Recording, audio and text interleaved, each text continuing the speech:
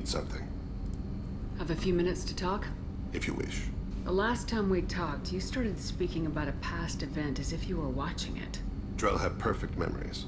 We can relive any moment in our lives with perfect clarity. It's difficult to control at times. Some of us disappear into, let's call it solipsism. What do you mean, solipsism? When a memory feels as real as life, it's as valid as life. Thinking about a moment brings back the smell of cut grass, the warmth of another's hand on yours, the taste of another's tongue in your mouth.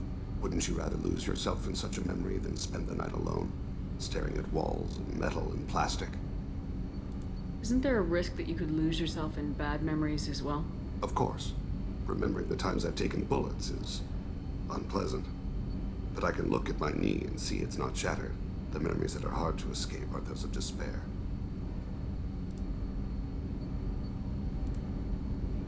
You can relive every assassination you've ever made? In perfect detail. Every mistake I made. Every target's last breath. That sounds difficult. At any moment, you could relive the guilt. Guilt? No. I've never felt any particular guilt about my contracts. My employers killed them. My body was only the tool they used. If you kill a man with your gun, do you hold the gun responsible? My gun can't decide right from wrong. You clearly do. My soul does. But my body is merely flesh. Flesh whose reflexes were honed to kill. Drell minds are different from humans. We see our body as a vessel, and accept that it is not always under our control. So if I shot you dead right now, a Drell court wouldn't convict me? You'd be guilty because you chose to shoot me. If my reflexes caused me to draw and fire when I saw your gun come up, I would be innocent. Humans often believe in a soul distinct from the body.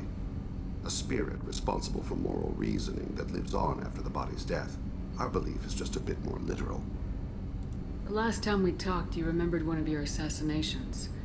Something about sunset-colored eyes? That time. Laser dot trembles on the skull.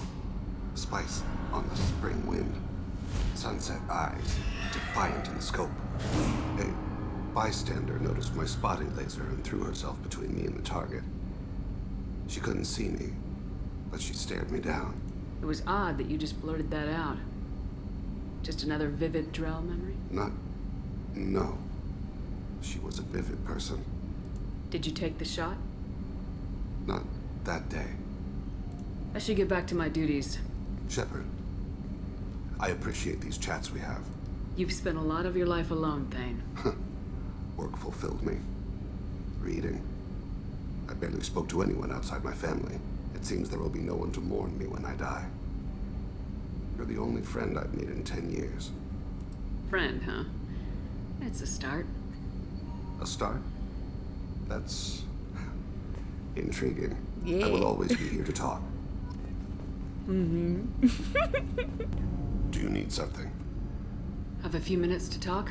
Very well. I had been recording a message for Kolyat. How are things going with him? It is difficult.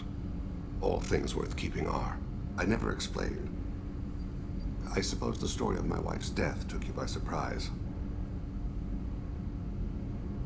I figured you'd explain to me when you were ready. I appreciate your patience. I kept my work clear of our home life. I assumed that would be enough to protect Erica. That memory I mentioned before. Laser dot trembles on the target's skull. The smell of spice on a spring wind. Sunset eyes defiant in the scope. That was Erica. That was how I met her.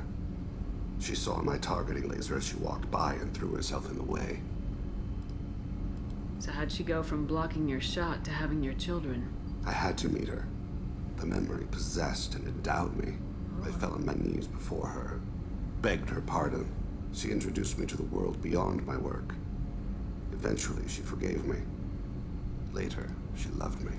I guess she impressed you. She woke me up. Her body trembles, not fear. Indignation.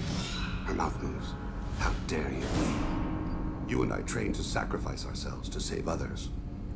How often does a civilian step in the way of a bullet to protect someone they've never met? I thought she was the goddess Arashu.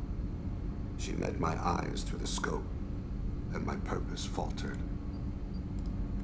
When you talked to Kolyat, you said she died. I let myself become complacent. I thought Erica and Kolyat were safe. I stayed away too long, and my enemies came for her. Who came for her? Batarians, a slaver ring that was preying on Hanar outer colonies. I'd killed their leaders.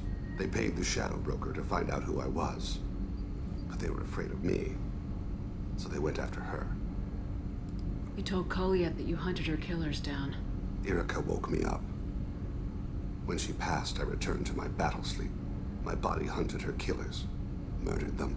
I was taught to grant death quickly, cleanly, to minimize suffering. Them, I let them linger. You were operating on instinct. By your own rules, you can't blame yourself. But I made the choice to hunt them. They're the only lives I've ever taken of my own choice. The only deaths on my own conscience.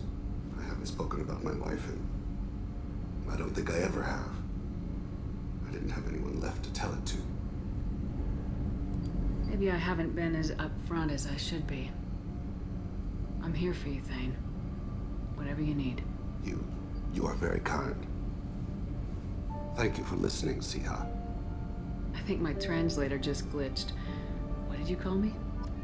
Siha. Someday I'll tell you what it means. Siha. Ooh. That's a pretty name.